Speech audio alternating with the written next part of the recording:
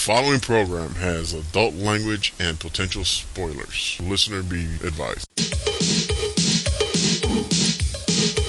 Who has feathers, smokes a cigar, and carries the fate of the world on his shoulders?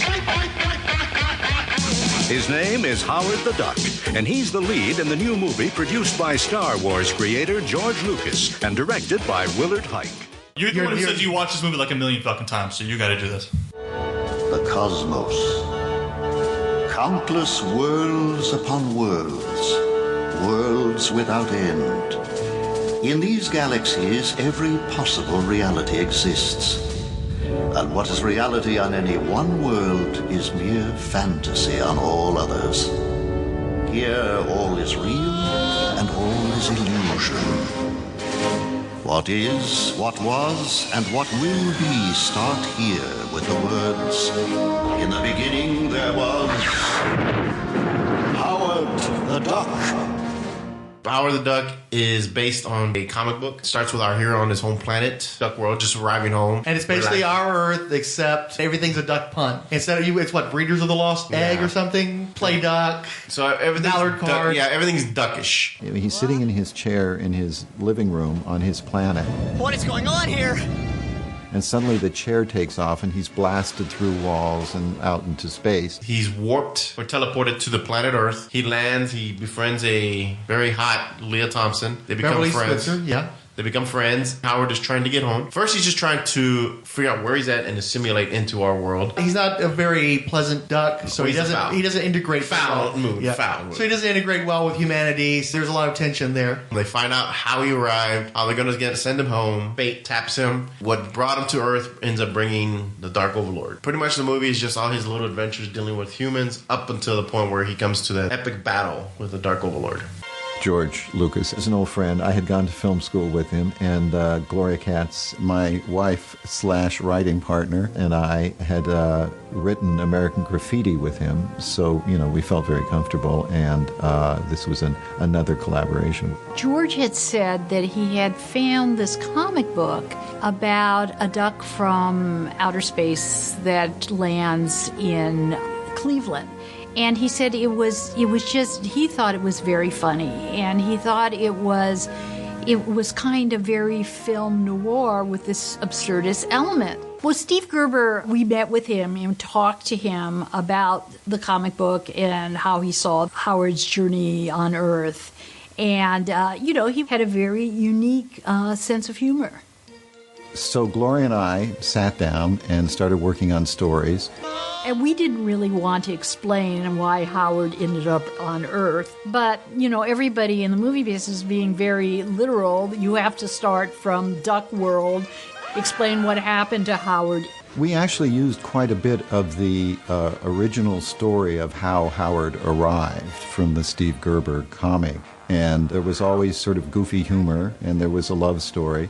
And yet there would be suspenseful, darker elements too. So we incorporated all of those, and it was a juggling act. Welcome to the Marvel Superhero Podcast. I'm Mac, and with me are my cohorts in crime, Mr. Fix-It and Frank. So we just watched Howard the Duck. This movie was released in '86. It starred Leah Thompson, a guy in a duck suit, and the principal from Ferris Bueller's Day Off. And it's also George Lucas's biggest failure. I don't know that it's his biggest failure. I think Radioland Murders probably didn't do too hot. Which is by the same writer team as this film. Really? Because he bashed on this one for years, dude. Did he actually speak ill of this movie? Yeah. Okay, I thought that's why they never released it for the longest time. Well, the only place you could see it was like late night, 2 a.m. on It was Channel on 30. VHS, dude. I don't remember ever seeing it on VHS. I saw it on VHS. Oh, really? That was actually one of the first VHSs I ever saw. I saw it in the theaters. Lucky you.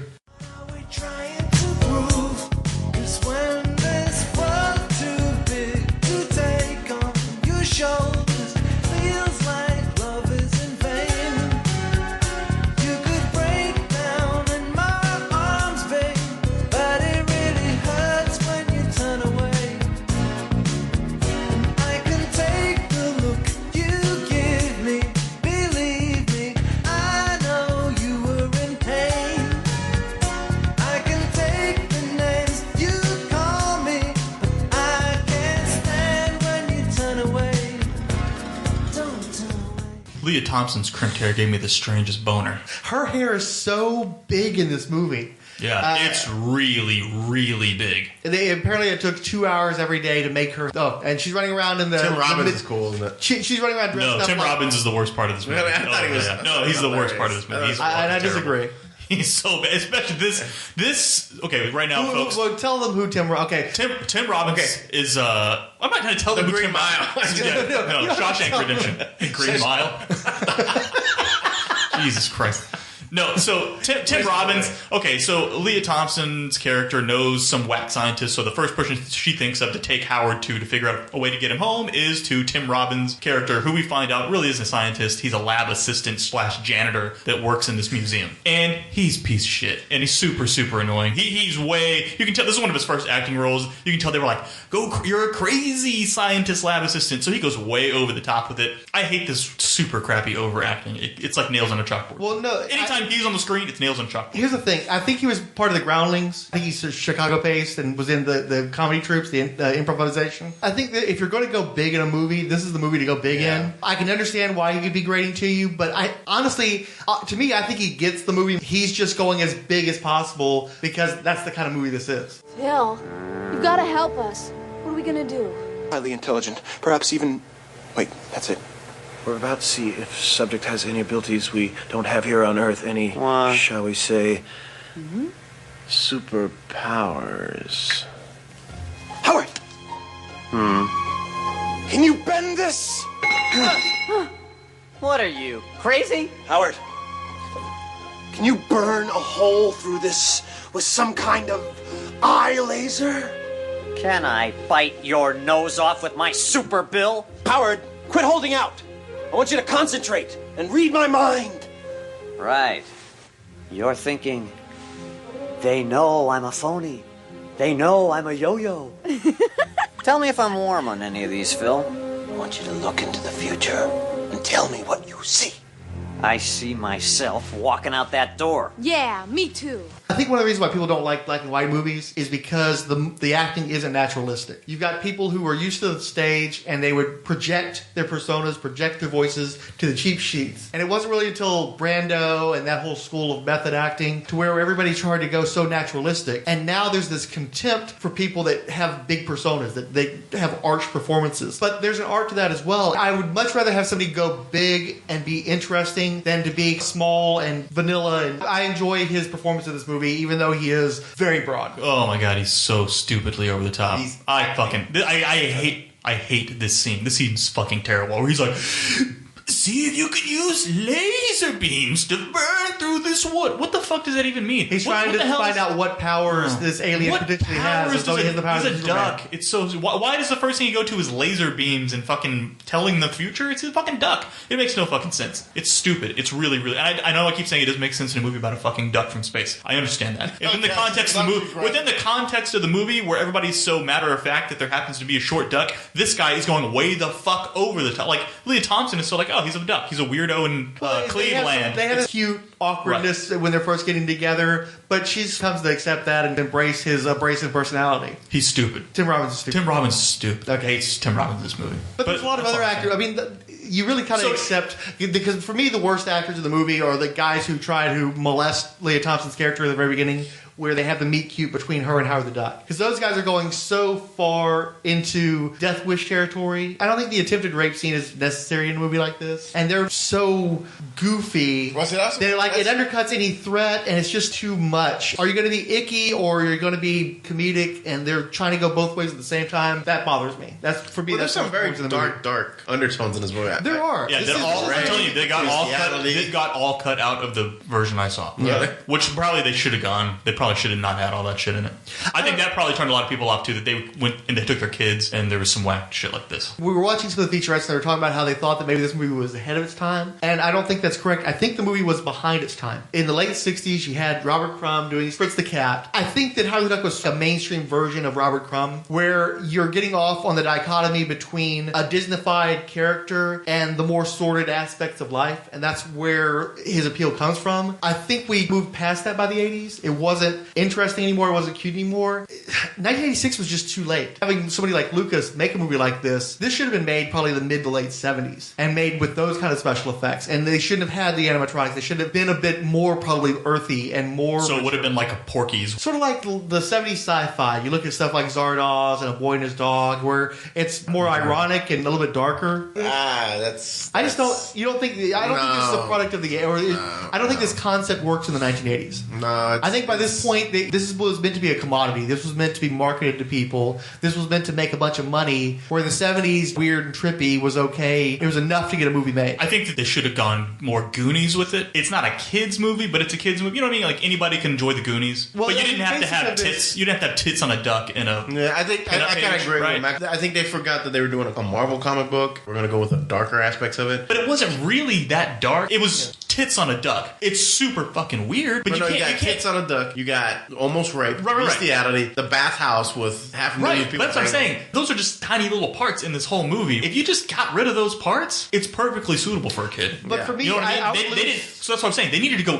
one way or the other. They didn't pick a direction. What I was trying to say with the Goonies thing, you can make it a kids movie without being a hokey kids movie. So you could have totally done that with this movie if you didn't want to make it a Disney movie. I don't think that they deviated that far from the comics. I think that a lot of people gave the comics more credit than they deserved for being high-minded. They were definitely pretentious. I don't think they were as high-minded as they thought they were. But he wasn't actually cursing. I think that they may have gotten into some mature elements in the magazines. But by then, the creator of the strip had been ditched, had been fired or quit or whatever. I liked those mature elements. I don't think I would like this movie as much if it wasn't so quirky in that respect. And as a child, I'm just telling you why it failed. I'm telling you why it failed. No, I agree with you about it failing. In terms of entertainment value, as someone who grew up on Porky's, I didn't have a problem with the sexual overtones because I got to see that stuff as a kid. I didn't have parents that shielded me from that kind of thing. So I think maybe the intention was for it to have some adult stuff for the adults that what they thought would sneak past the kids, and instead it just turned off the adults and didn't do anything for the kids either.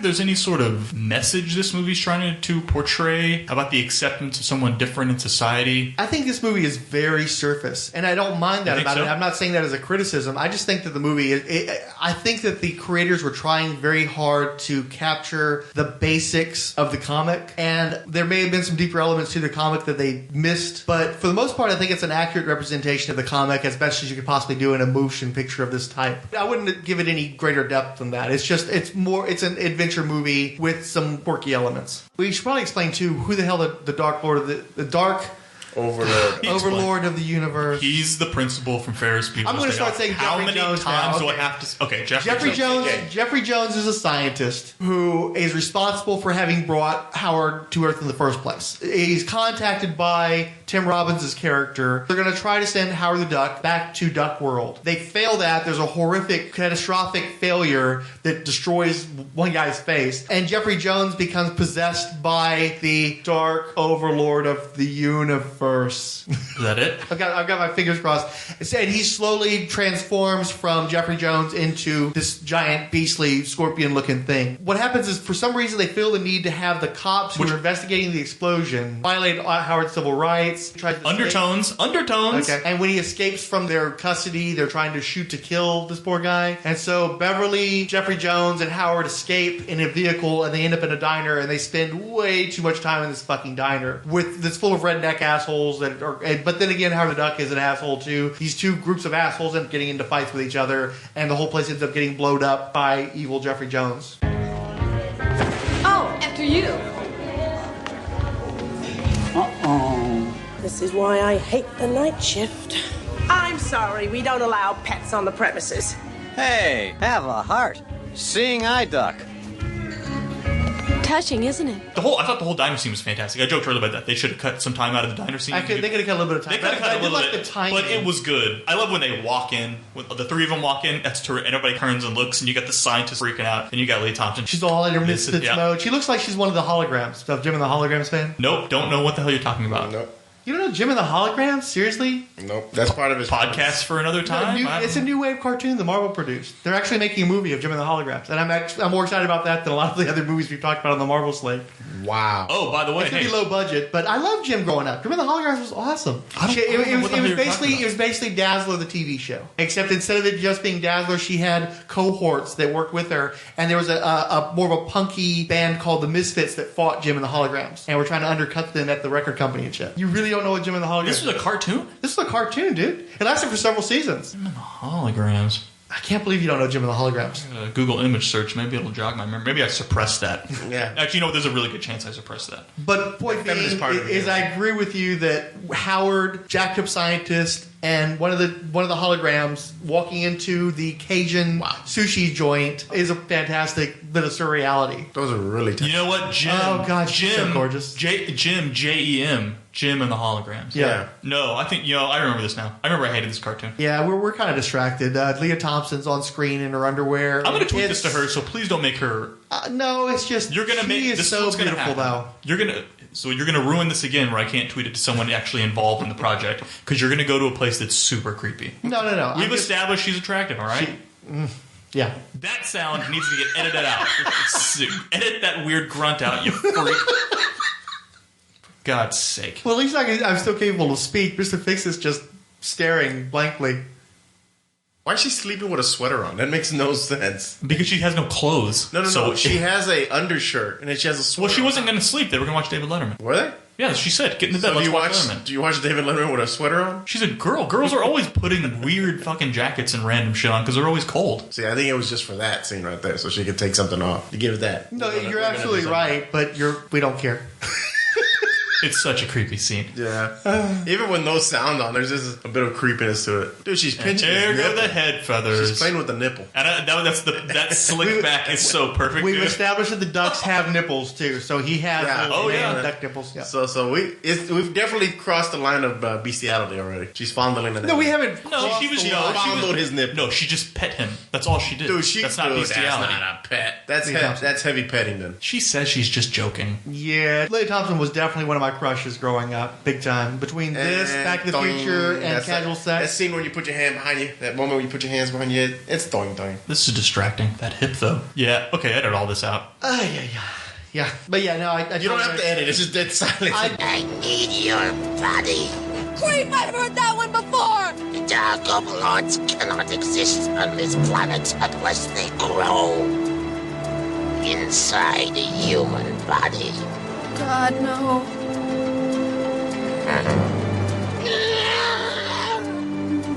Tired.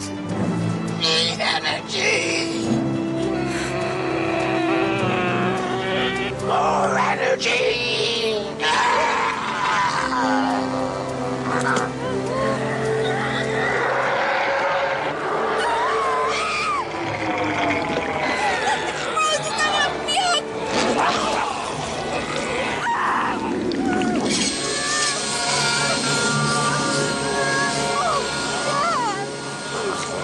So, did tentacle porn exist before Howard the Duck, or did it get invented here? Because that's a good question. I really don't know, because when the doctor's mouth opens and this, a taloned tentacle comes out of his mouth, reaches toward Beverly as they're in the cab of a diesel truck, and then plugs into a cigarette lighter. And then he's absorbing energy from the battery. And then later on, he binds her up as she's dressed in short skirt and then goes and gets nuclear irradiated so he can gain more power. And then he takes her to the lab and binds her again where she's supposed to become possessed / impregnated with a dark lord of the universe, whatever the fuck they're called. I think maybe that was the birth of hentai. I don't know when. Could have been. I don't know when that became into being in Japan. Tell you what, I'm not going to search it on my phone to find out.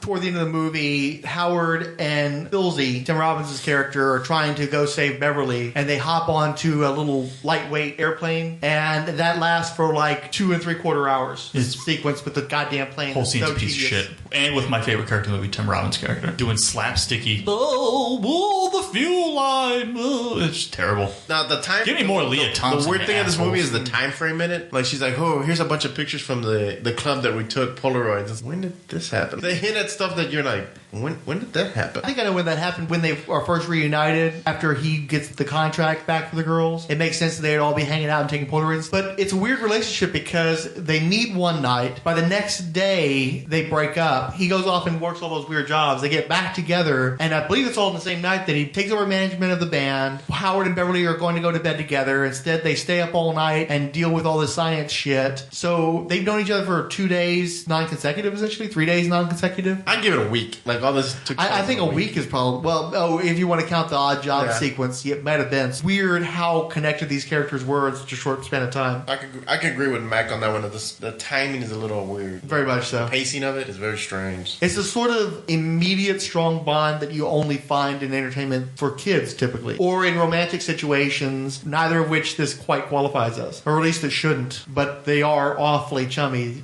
Beverly and Howard there. Okay, so here's some things I liked. I liked that when Tim Robbins shows up to her apartment and he's got Jeffrey Jones and the other scientist guy, you're assuming they're going to take him to do scientific experiments. And instead, they're like legit trying to get him sent home. You think that it's like, oh, yeah, we're here to help you. And they're really going to take him and do experiments on him. And if not, they were seriously, hey, fire up the laser. We're going to send Howard back to his planet. I thought that was cool. Well, that scene is also probably the most infamous scene in the movie. Howard is hitting on Beverly and they're in bed together. And he's doing it as a joke, apparently. And then she turns the tables on him and acts like she's trying to seduce him. And there was a moment of perceived bestiality there. And then she goes, I'm just kidding, or whatever. But But the rest of the movie reaffirms that she actually has a romantic interest in the Duck. Yeah. So here's another thing. And this goes back to my underlying tone of this movie. You've got the interracial relationship, quote unquote. You have the well, I know. That's why I was doing quote unquote. I said it, not just doing it in the air because this is radio broadcast. You've got where he's in the employment office and she's saying, we got people like you come through here all the time. There's no way you're going to milk this. I'm telling you, I think that this is different. This movie's got more to it. I think it's trying to say something. Except the goddamn duck, motherfuckers. He's just like the rest of us. He's just got feathers.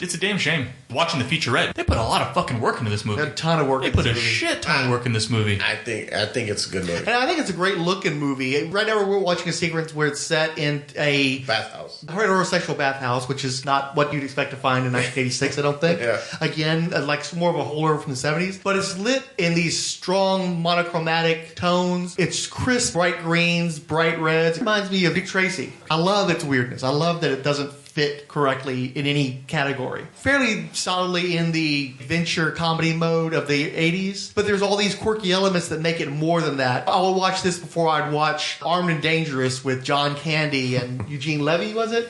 Yeah. I'd watch, I don't want to see Red Heat with Jim Belushi and Arnold Schwarzenegger. I own that movie. But I don't want to see that movie ever again. But I would happily watch Howard the Duck. And I think a big part of that, too, is the music. There's some really fantastic music in this movie. Thomas Dolby wrote much of it. A lot of the instrumentals were by John Barry of James Bond fame. The music is so much better than it has a right to be. It's got a nice new wave rock soundtrack. Mm-hmm. That hair, though. Yeah, and Holly Robinson Pete is in this one as well. Cherry Bomb's a pretty damn good band. Yeah, probably another reason why this movie bombed. They put way too much work into this freaking band. They were saying, man, we had casting for all these months. We had to get the sound right. And for how little really Cherry Bombs even appear in this film, what a tremendous waste of time and money. Like, great when you get to hear them. You just don't get to hear them nearly enough. That's fantastic. But really, her band had nothing to do with this movie. And it sucks because they set it up. Like, in the beginning, he jacks with her manager to release them from the contract. Because he's a scumball. He's trying to fly them for sex to get their money as a band and blah, blah, blah. Yeah, but they go nowhere with it. I mean, that's the little stupid in-closing credit sequence. And they use that as the big finale, too. That's what I'm saying. They use that as the big finale, but there's a lot of time that elapses between that that in the end, and they just had nothing to do with the band. So I don't know why they spent so much time on it if it really had nothing to do with this movie, which it really had nothing to do with this movie. Well, it's an opportunity to introduce music into the movie, which I think it needed. But they even talk about how he has a musical background. They were setting it up like this was going to be part of the movie, where he's playing the piano, he talks about how he used to write music, and then they just completely abandoned the music Except that's how they close the movie. And some key sequences, like when Howard and Beverly are first meeting up, or when Howard and Beverly are being reunited, you have music from Cherry Bomb or from Thomas Dolby playing, and it makes scenes that might otherwise be ridiculous work, because a little man in a duck suit walking through water shouldn't be poignant, but the music makes it so. I'm just saying, I wish that with all the effort they put in and how good the music is, that would have been more the plot line. Instead of getting sidetracked with all the Dark Lord of the getting sidetracked. I cannot get that guy's name right. What is this fucker's name? He's the principal from Ferris Bueller's Day Off. Dark Overlord of the Universe. Thank you. I cannot fucking get that right. I think that the movie did get sidetracked with the sci-fi elements. I almost wish they'd kept it more domestic. That's what I'm saying. And that's the problem they had in the comics too, is they felt the need to always introduce metaphysical big bad thing for Beverly and Howard to get involved with, where most of the best moments are just them doing their thing. Cut 10 minutes off the paragliding scene and add another scene with the band. Cut 5 minutes off the diner scene and add another scene about the band. That's what I'm saying. I mean, yeah, good point. At least the diner scene is really too long. He spent more time in that paraglider than we saw of Cherry Bombs in the whole movie. It's true.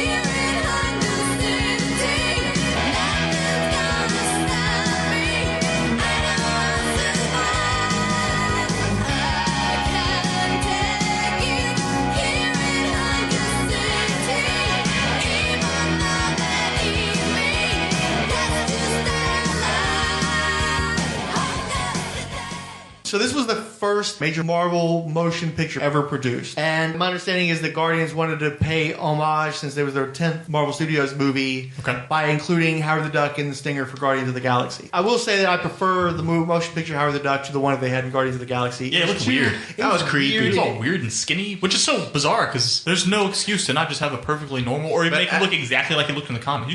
He did look like that in the comics. He really didn't. No, he didn't. No, he didn't. No, he had a big exaggerated bill and the big eyes. Instead, his eyes were all squinty and he was all rough looking. Yeah, it was weird. Yeah, make him look like Frazetta drew him, or make him look like this movie. Hard to recognize, honestly, as Howard the Duck. I didn't see anything that I could connect to any previously experienced media related to that character. So I don't know why they went with that design. I think we are in agreement that this is definitely not the worst Marvel movie. No. It's about 15 times better than Iron Man 3. I don't... Man, that's kind of rough. I would much rather watch Howard the Duck than I was actually going to go with the lines of like, I saw Man-Thing. You can't even really count Man-Thing. That was like made for sci-fi or some shit. So you know Man-Thing and Howard the Duck are connected, right? Yeah. Howard the Duck would debut in a Man-Thing comic book. They've teamed up a number of times. Dimensional or some shit? Yeah, that Nexus of Dimensions thing. Yeah. So okay, that makes sense. It's interesting that you went to Man-Thing like that. I did not. How about Punisher? Definitely better than any of the Punisher movies. Like any of them. Was actually pretty good. Definitely better than any of the Punisher movies. The guy jumping, that was hilarious. No, that was terrible. What other Marvel movies? Better than Thor movies for me. Daredevil? Yeah, better than Daredevil. Oh, y'all are horrible. You don't think Howard the Duck is better than Daredevil? I put it up there. You're talking about it's a guilty pleasure of yours. Is Daredevil a guilty pleasure? Yeah, I actually do like it. Get the fuck I like it out all of the my way face. up until pretty much Elektra shows up. I thought it's pretty lame. Better than Elektra, probably. Oh, yeah. I've seen that movie once, and that's all I could stomach. That was a bad, bad movie. A bad, bad idea.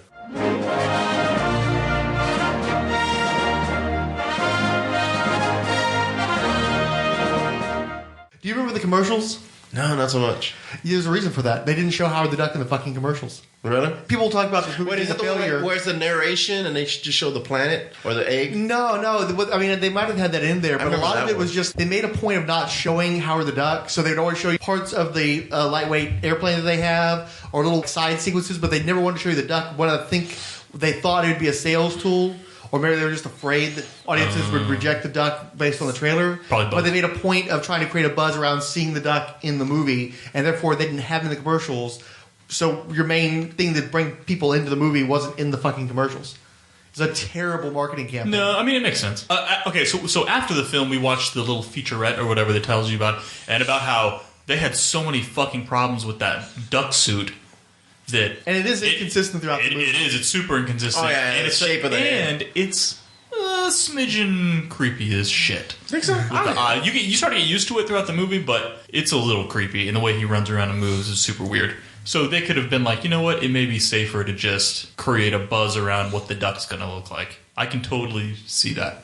It could have backfired, sure, but I understand the reasoning for sure. The part I saw was this part. Yeah. Not with Howard, but they would be talking about this. This thing would be coming up, and then it would show the name. They definitely showed the exploding logo. Yeah, I remember that commercial. I never saw Howard in it. Well, we'd actually go on YouTube and find some of these commercials. I'll throw them up on the blog. But yeah, they always made a point of not showing him. I just have to say, though, I made a point of renting the movie in HD because I wanted to see. It's not available on Blu-ray in the United States. My understanding is you can get it on Blu-ray in Europe. So I wanted to see it in the best possible presentation. We spent $4 renting it, and now I'm watching the DVD, and it's the exact same quality.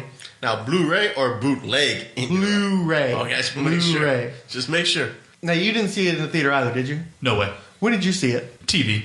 Whenever it showed on television? Yeah, it was on TV. Maybe did this get a lot of run on like TBS or? No. I didn't have cable at the time. This would have been running. That was way back. I remember seeing it a lot, like on Channel 39. I remember seeing it one night. Remember when he said that? I really don't remember seeing this on TV. I think it was showed on HBO. I remember seeing it one time in the early 90s. Or mid-90s on like Channel 39 real late at night. I think I was working a late night job at the time, and I came home and I'm like, Howard the Duck is on? Oh, so you're talking, this isn't you in childhood. No, I saw it in the theaters. Grown-ass man. You saw it in the theater though? Yeah, we saw it in the theater. I remember seeing a poster, and we were visiting some family in Dallas. We got my dad to take me, my sister, and my cousin to go see the movie, and the theater was like half empty, I think. Like, we were the only kids, and we didn't understand. I mean, we were sitting there, we're just kind of watching it. I didn't understand a lot of the humor either at the time. My family got our first VHS tape machine around 1986, 1987. We would go and we would rent movies. I had a streak going where I rented, as like my pick as a kid, Highlander, Big Trouble in Little China, and then Howard the Duck. So that was like my hot streak of the early VHS rentals. And I loved all three of those movies.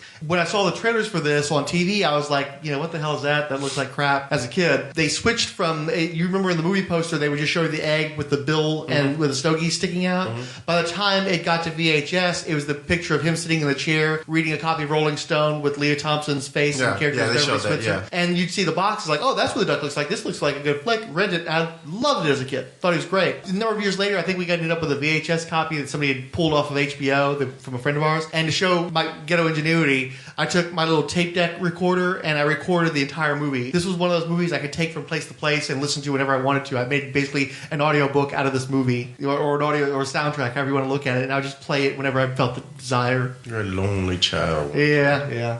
Very lonely child. So I have a strong affection for this movie, but a lot of people hate the shit out of it. It's the classic story of girl meets a duck from another planet, and they fall in love, save the world, and stop an interdimensional demon. Or as I like to call it, definitive proof that George Lucas had a raging coke habit in the 80s. We saw Howard the Duck, so you know what that means.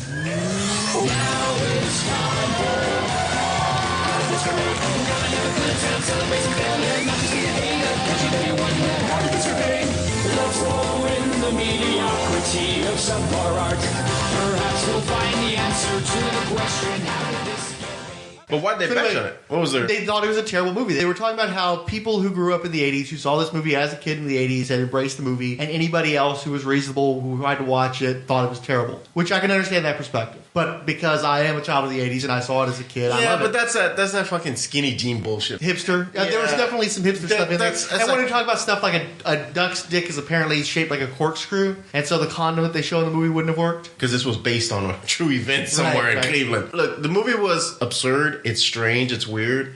And it's one of those movies that feels that niche in life that you need. This is a guilty pleasure. I don't see anyone going around proud that they watch Howard the Duck. But if you say, hey, do you watch Howard the Duck? Yeah, I watched it. It's a good movie. I enjoyed it. We just watched it. I thought it was really good. It kills a nice hour and a half of time. It's entertaining. I've lost count how many times I've seen the movie. So yeah, that's kind of that hipster, skinny jean bullshit. No, I don't think it's hipster. This movie was a fucking bomb. No. I could totally see why people would watch this for about 5 minutes and get up and be like, this is fucking terrible. And the beginning of this movie is pretty awful. I thought it picks up screen when Jennings is introduced. Jennings, right, is the scientist. Well, that's like 3/4 of the way through the movie. I know. Yeah, once he gets in it, I don't think there's anything bad after that. Before that, it's pretty fucking... No, I mean when he's first introduced, right at the love scene. When they're done trying to get rid of the fucking complications of him trying to be the manager of the band. And, it's just all that weird... That beginning shit's super weird. It's a duck in a human world. It should be weird. But it's not weird. Like, I mean, the pacing is weird. And also, it looks like a lot of that shit was filmed early because that's when the suit's really inconsistent in the beginning of the movie. And then those long scenes where it's the one costume the whole time. I don't know. Just to me, the whole movie settles down except for the stupid fucking paragliding scene that goes on for 15 minutes.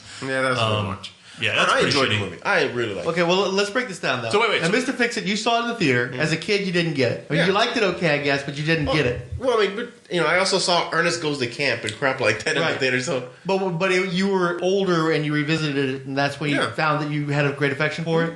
And I embraced it immediately on VHS in the late 80s. Now, you saw it on TV. Was that early 90s? Yeah. Well, no, late 80s. Late 80s. Okay. So that's why I don't like the Duck Boy scene, the Playboy.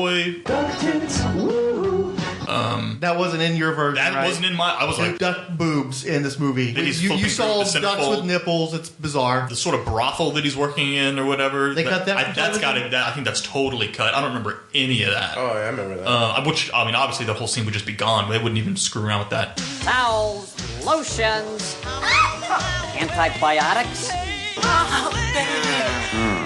Must be mating season. So that's why big chunks of this movie, I'm just like, man, maybe has it really been that long since I've seen it? And then I'm like, no, it's because I saw it on fucking TBS or whatever late night. They cut all that shit out. So how did you feel about it when you saw it then, though? Oh, I loved it. I loved it? Yeah, I love this movie as a kid. But you have some reservations about it as an adult. Because I was a kid, you're not really grasping what you're watching. I really enjoyed watching the duck bop around in a suit and the principal from Ferris Bueller's Day Off turning into the dope monster. That was all stuff I really liked. The semi scene where they're doing the smog check and they're stopping everybody and he just starts blowing the cars up with that crazy power beam. All that stuff, I ate that shit up as a kid. And then the big stop motion monster at the end. I loved all that stuff. That stuff was all cool. That's all stuff that can strike a chord with a child of the 80s. So these are the three things I took away from film. One, Leah Thompson is smoking hot. Smoking. And in the featurettes afterwards, she's still pretty smoking hot. She's in her early 50s at this point and still looks fantastic. I don't know about you, but that's funny because I'm still counting on my. Well, me and Mr. Fix-It watched Caroline in the City in part because I hated that show. Not because I wanted to, mind you. Not because I wanted to in my house. Well, you remember your mom used to think that I was like Kerensky or whatever the character's name was. So she watched it in the house. Okay, so point two.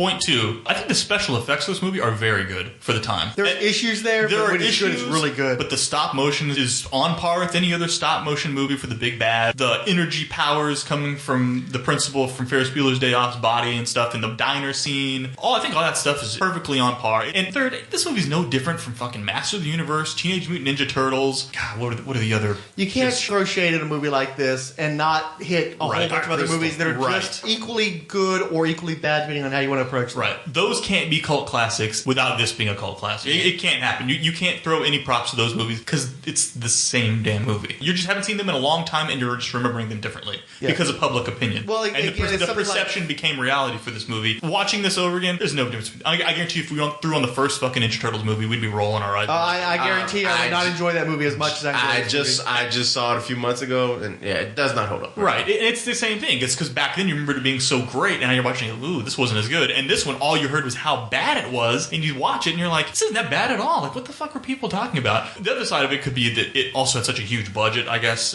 I'm assuming it had a decent budget. If I recall correctly, it was around $35 million. And George Lucas's name was attached to it. So you got the association with Star Wars. Leah Thompson from Back to the Future was going to be in it. Huge hit from the previous year. So that's exactly what it was. It was so built up and then it just crashed. I think that was just part of the problem. I think the film on its own, if you can remove yourself from all the stupid perceptions and hype on it, there's nothing different from this movie than any of the other movies I talked about. Mm-hmm. Those kind of classic 80s special effects, big time animatronic suits, not necessarily animatronic suits, but you couldn't do CGI, so you had to put people in suits, and then the I don't know what they call those effects. Not really computer generated effects, but the digital effects. Yeah, the digital effects. Yeah. I mean, it's kind of a great. Well, I mean, I was surprised watching it because again, we tried to watch it in HD. We got ripped off. Watching it on DVD, I was surprised by how intricate those light effects were because I just remember them being fuzzy electrical stuff from television. We're watching it here. You can tell they're extremely intricate, and there's a number of unusual color combinations that are interlaced through that. And it wasn't the same thing over and over again. He had different powers he was hitting them with, and they did different things. He could freeze people, and you'd have the green starbursts, or you'd have the one that caused people to have seizures, and it was this gelatinous liquid. Yeah, that one I thought was especially strange when he hit that sea bass guy. You're talking about the explosion that was originally initiated where he's blowing up ketchup and mustard bottles in the diner and eventually blows up the line of cars, where he's got blue lasers coming from his eyes. And the further the lasers expand to the left and right of his eyes, the more devastating the explosion. When he blows up that line of cars, it's about 100 feet on either side of him that this blue laser coming out of the side of the semi shoots forward and destroys stuff. Really cool manifestations of power there. And then he had another one in the diner where he was shooting fire explosions out, and they would kind of explode in his eyes before they blew up. Just cool shit like that. That stuff's freaking cool, man. Yeah. Again, I think people assume they hated this movie. Yeah. We're talking about stop motion. The Dark Overlord of the Universe, it doesn't work great on high def because there's such a strong contrast between this gray tone of his lighting versus the darker tones in his surrounding areas. He doesn't look like he's part of his environment. But in terms of design, he looks fucking cool as shit. He's a scorpion, but he has all these mouths and all these pincer things, and man, he's fucking disgusting. He's creepy as shit. Yeah, and they talk about that some of the featurette, the sort of evolution of his face and head. How his cheekbones and all the ridges in his face get more and more protruded and detailed and gross. His hair's falling out, and his skin's peeling. I'm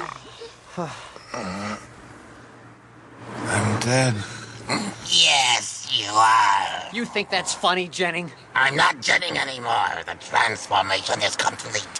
I am now someone else. Try telling that to your insurance company. I think you need some coffee. I thought Jeffrey Jones was really good in this flick. Yeah, he was really good. Because he's good as the straight-laced scientist. He's good over the course of the transformation, which is very incremental. He's slowly working his way up to becoming this full-form monster.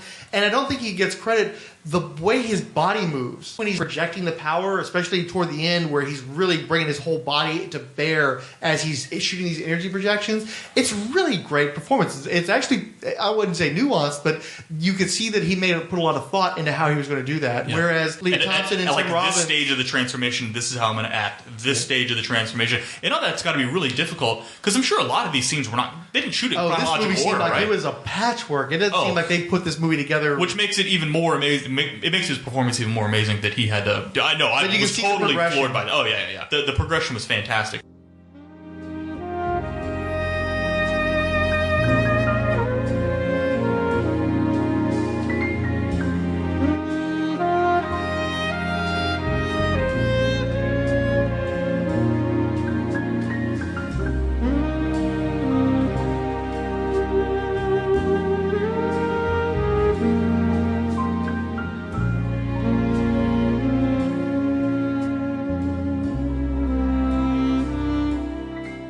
They really missed out on the scene where she pulls the condom out of the wallet and they didn't do some sort of STD pun like he didn't want to get the quack or something like that. You know what I mean? Who keeps an open condom in their wallet, though? No, that's how they used to be back in the day, dude. They didn't have wrappers back in the 80s? I don't know. Well, dude, you have to remember, but our timelines aren't probably exactly lined up, but back then they used to, like, reuse those things. Like, no. The old That's not hygienic. 80s, dude. No, but I'm saying back. In Cleveland, probably. In Cleveland. In Cleveland. We're talking about Cleveland. In Duck World, maybe. Perfectly weird place to wash out your condoms after you use them. Turn them inside out every time. You know, when you were talking about the tonal issues, I went back to recalling that Leah Thompson is in her underwear in that scene. That's definitely not there for the children. No. She is so gorgeous in that scene. Yeah. Way to go, Leah. Mr. Fix-It? You gotta check that out. We're watching that movie again. Yeah. Did you have anything you want to add? No. I mean, I enjoyed it. It's definitely a guilty pleasure movie. I recommend why watch do you call it a guilty pleasure, though? Why do you feel like you have to defend this movie? Well, because there's always going to be someone that tears it down. It sucks because it's a good movie. It's a very big, broad arch movie, but you got to accept it on its own terms. It does what it's supposed to do. I'm entertained for an hour and a half, and then we both part ways, and we're happy.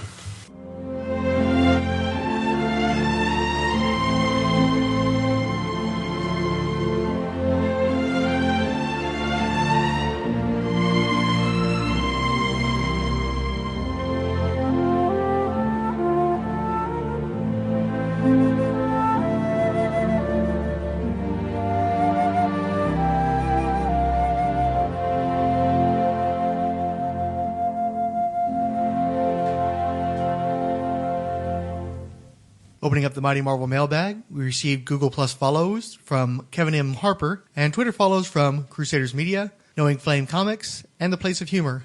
Twitter favorites came from Charlton Hero, Carl Pinkert, CJ, Count Druncula, David Puglisi, Eel Perrin, Eternal Rage, Firestorm Fan, Future Primitive, It's Plastic Man, Luke Dobb, Martin Gray, Professor Riptide, Siskoid, Sin, the Top 5 Road Crew, and Ultraverse Network. We also received retweets from Ange, Charlton Hero, CJ, Count Druncula, Eternal Rage, Firestorm Fan, Future Primitive, Jess Camacho, Martin Gray, Michael Morin, Sin, and the Top 5 Road Crew. Sean McLaughlin commented, I have to listen again? Martin Gray said, thank you for an always fun, informative show. Jason Martinez let us know that he's been listening to the Reintroducing Patsy Walker, 70 Years of Marvel's #1 Hellcat Heroine, Slate 2020, Marvel Studios vs. Warner Brothers, Part 1, and Marvel DC movie Slate 2020, Ant-Man vs. Aquaman, which means he's pretty much up to date. Professor Riptide said, nicely done, people, lot of passion. Firestorm Fan tweeted, binge listening to Rolled Spine, fun. New episode shows how wrong someone can be about an Aquaman movie, and he tagged in the Aquaman Shrine. Eternal Rage threatened, I may be jumping off, you guys suck. Ant-Man is great. Pym, yes. Lang, maybe. Damn it, I'm torn. I'm actually agreeing with Frank more this episode, except the boner from Mothra part, and he left us a video related to that. Sort of in agreement with Fix-It. I'd like to see the Eric O'Grady Ant-Man portrayed on film. Never liked Paul Rudd. Oh well. You did not glance over Killraven. Yes, we did. You should have left Engage in the opening. As much as I like Aquaman, I think Ant-Man takes this one. Too bad it's not Pym. Knowing Flame then asked Eternal Rage, which podcast do you listen to? The Chronic Insomnia podcast is our preferred listen. Proper entertainment every week. To which Eternal Rage replied, I religiously listen to Rolled Spine and Top 5 podcast. Tried others. These are my faves. I'll give the other one a shot. And Knowing Flame said, nice one. I'll give those a listen. Count Druncula wrote, no. This was such a disappointing listen. Not because of the quality, though. I'm on Frank's wavelength regarding Wonder Woman, and I'm a big fan of both Aquaman and Ant-Man. So most of Max and Fix-It's comments on this episode felt infuriatingly, deliberately obtuse. No good Wonder Woman movie? No one wants to see water? Come on, guys. You do a superhero podcast. You have to allow for the possibility that these intellectual properties that have been published for 75 years have some value to contemporary fans. I think Ant-Man and Aquaman suffer from preconceived expectations about their usefulness as superheroes or crime fighters because we compare them to guys like Spider-Man and Superman. And that's fair. You don't need Aquaman on the Justice League when you have Superman. And Ant-Man doesn't bring a whole lot to the Avengers table. But their stories don't have to be superhero crime fighter stories. Aquaman shouldn't feel like a superhero movie. It should feel like an adventure movie, in the same mode as Indiana Jones or Pirates of the Caribbean. Marvel gets that, which is one of the reasons why the film isn't an origin of Hank Pym's story, but a legacy story wrapped up in a heist film. I'm really excited for Ant-Man. But then again, I'm a fan of both Hank and Scott Lang. I never liked Eric O'Grady because I don't like anything that Robert Kirkman writes. Admittedly, Mac's comment that the 75% of his body that's water is the worst 75% was pretty funny. I'd just like to add that it occurs to me, I kept saying that Marvel was looking for their next Iron Man through Ant-Man, but it would be just as likely that Ant-Man could become their Spider-Man. And wrote, like Frank, I want not just any Wonder Woman movie, I want the right Wonder Woman movie. The idea of playing up on her immortal status by setting the first movie in the 20s is intriguing and follows the path of the Cap movies, the best Marvel movies in my mind. So I hope it's more than just a stabby, violent Clash of the Titans Percy Jackson knockoff. And 100% agree with Frank. If that is Fix-It's idea of Wonder Woman, he needs to be quiet. I had to laugh at Mac's rant about Aquaman. Hilarious. But the movie Gravity worked. Showed that the effects are there now to pull off the visuals. I think an Aquaman movie could be cool. Again, as a DC guy, I have to applaud Marvel for doing these movies right, setting up each character, then doing the team-up movie. I also think the schedule of future movies makes sense. Warner Brothers seems to be playing catch-up, trying to capitalize on the superhero phenomenon before it fades. But if Man of Steel is the prototype, I think they will flounder. Siskoid added, so no love for the Abyss then? I realize that's the only good underwater live-action film I can name. Top 5 Road Crew and Cerebus Stone had a back and forth regarding possibilities for a Wonder Woman movie. Top 5 said, where would you suggest somebody start if they are interested in learning more about Wonder Woman? And we're going to address that in the future, I guarantee you. But will we play to the moviegoers' expectations? There is no doubt about her longevity in the comics field. Is she in demand? I think she is. I think people really would like to see a Wonder Woman movie. I'm just not sure that women who are familiar with Wonder Woman through television and movies, well, television anyway, I don't know if they demand the Wonder Woman that Warner Brothers seems to be intent on giving them, so we'll have to see how that plays out. CJ threw in, I imagine Thanksgiving with Rolled Spine would be much like episode 18, except at a dinner table instead of around some mics. Episode 20, Marvel Entertainment, is unique in that They only have to focus on Marvel in-continuity movies. That is all they have to make, Marvel movies. Very true. Very good point.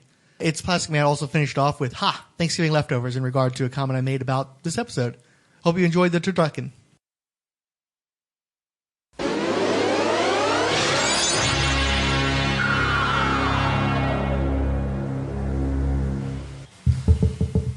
Okay. How are we going to start this one? Howard the Duck. I might keep that. The best part is when he goes, because he puts a little stink on it. He puts a little stink. Little skeet on it. That's not her version. So welcome to the Marvel Soup. He's trying to. Welcome to. You want to try to send it out? You've never sent it out before. Yes, I have. When did you do that, dude? The first time y'all made me do it, and you tortured me.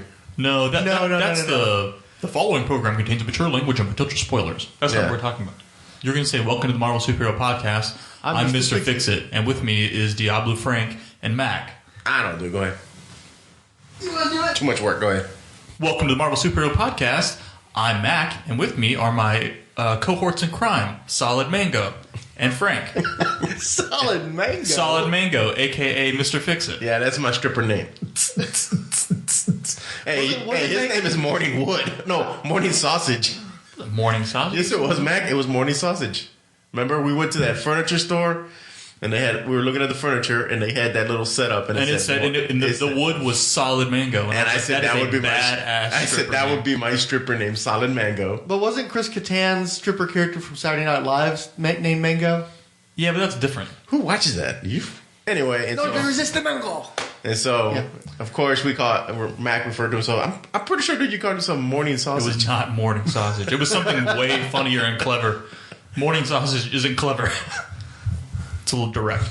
They really missed out on the scene where she pulls the condom out of the wallet, and they didn't do some sort of STD pun like he didn't want to get the quack or something like that. You know what I mean? Nice. I want to know what he's doing with it. Let's not go there. Interesting. I went with something cute. More of a lighthearted STD instead of HIV or AIDS. Which was rampant at this point, and Leah Thompson went on to do Casual Sex, which was pretty much all about dealing with the sex after the AIDS scare. This was actually a prequel to that movie. I don't know what else we should talk about. What should we talk about? I really think that they should make Howard the Duck a member of the Guardians of the Galaxy. I'm not sure. Well, they have. He could be their manager or some shit. CJ actually tweeted us the other day where he was trying to push Marvel Zombies 3, I think it was, where Howard the Duck is part of a team that's battling Marvel Zombies. That'd be badass. Machine Man. Yeah. Yeah, and it was a nice little series. I think it's 2 or 3 trades where him and Machine Man are actually jumping different realities, trying to stop the zombie virus. It turns out the zombie virus, I believe, is not just on our plane of existence, but on multiple planes of existence. And they're trying to basically stop it and at the same time go back to its origins so they can stop it. So, like, the one story that sticks in my head is they go to a universe where everything's machines, and the virus is actually an actual computer virus turning machines into cannibalistic machines that destroy other machines. I thought that was kind of a nice little twist. Howard was pretty cool in that one. Yeah, that was Peter David too, wasn't it? What? Why are we not reading that? Really? I read it. That sounds freaking awesome. It does sound really cool. Yeah, because I read the first Kirkman miniseries, and it was mildly amusing, but by that point, it just didn't do anything for me. By the time you get to where Howard and Machine Man, it's pretty absurd. Like, it's really weird. Like, I own them. I can bring them over and you check them out, but it's just a different universe. They're probably on Unlimited, too. I don't think all of them are. Oh, really? Yeah. Okay. Their run was a little fun because the first couple runs are more in line with seriousness, universe hopping. It's cool. It's good. But Howard was actually kind of cool in that one, too. He's pretty violent, I believe. Yeah, I can't remember. I got to reread him. 2 words, incognito tab. There's actually a Wikipedia entry for Tentacle Erotica. Oh, dear God, they've got pieces from 1814 Japan. The earliest animated form of tentacle assault was in the 1986 anime OVA, Guyver Out of Control, the same year as Howard the Duck was released. Holy shit. But that's an animation, which is what we were most familiar with. But apparently this stuff goes back to 19th century Japan. And that's fun to grow on. The more you know. Interesting culture. I've seen a tattoo of that. Someone actually has that tattooed on their back. I hope they got it off Wikipedia. But I remember when I had my tattoo done, they have pictures of people who've gotten tattoos, and somebody had that like on their back. I was like, that's insane to have. The weirdest one I saw was this guy has a tattoo and he's surfing. I saw his shoulder. He's surfing. I'm like, that's kind of cool. And then as he turned, the wave is yellow. And when you get to the other side, it's a geisha girl peeing. And her urine is turned into a giant wave that he's surfing. And he had that across his back. And I'm okay. That's take some cojones and walk around with that on your back all day. Very beautifully done, though. Beautifully done. Art was beautiful, but just kind of strange. Yeah, I don't know how to close this out either. Does anybody want to just summarize?